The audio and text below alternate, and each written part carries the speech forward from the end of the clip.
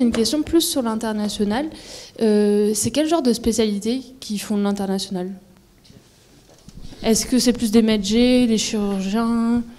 Alors, sur l'international, le mythe des médecins expats qui partent avec un sac de riz sur l'épaule pour aller sauver le monde, c'est un peu un mythe qui a vécu. On essaye, quand je vous disais qu'on essayait de renforcer les capacités d'agir des populations, on essaye de plus en plus de travailler, enfin, on travaille quasi exclusivement avec des staffs locaux. C'est-à-dire que ce sont des médecins du pays, ce sont des infirmières du pays, ce sont des professionnels de santé du pays, sur les missions de long terme.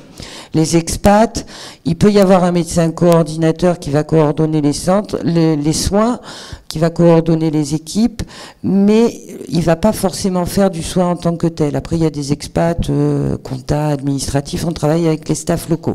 Sur les missions d'urgence, tremblement de terre au Népal, Haïti il y a quelques années. Là, effectivement, on va plutôt envoyer des urgentistes que des spécialistes. Il y a une spécificité à Médecins du Monde, enfin une mission spécifique qui s'appelle l'opération Sourire, où ce sont des chires qui réparent des becs de lièvre et des fentes labiopalliatines sur plusieurs pays dans le monde.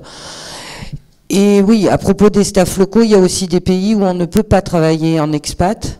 En Syrie, par exemple, en ce moment, au Yémen, en ce moment, ce sont des équipes Médecins du Monde, mais yéménites ou syriennes, puisque envoyées, enfin, je veux dire, il y a aussi en Centrafrique moins maintenant, mais il y a il y a quand même des endroits où c'est particulièrement dangereux d'être occidental dans ces pays-là, et il faut vraiment saluer le boulot de ces équipes qui se mettent en danger de mort tous les jours pour soigner des personnes. Nous, on est en soutien financier, logistique, etc. Bon. Oui, une des autres cartes que j'ai à mon actif et que vous pouvez prendre aussi, c'est la réserve sanitaire. Donc la réserve sanitaire, l'organisme qui s'occupe de gérer ça, c'est l'EPRUS, donc ça c'est indépendant de Médecins du Monde. Moi j'y suis inscrit, c'est la France qui envoie des médecins là où il y a besoin pour des grandes crises. Donc en fait tu t'inscris en donnant tes compétences et ensuite quand ils ont besoin de toi, ils t'envoient des mails. Donc là depuis que je suis inscrit, je reçois une invitation par mois à peu près. C'est rémunéré par contre, 500 € par jour de mobilisation, donc c'est bien payé. Et voilà. Et là, ils recrutent de tout. Donc là, en ce moment, il y a un gros souci pour un hôpital qui a brûlé. Donc ils ont surtout besoin de médecins généralistes et d'urgentistes.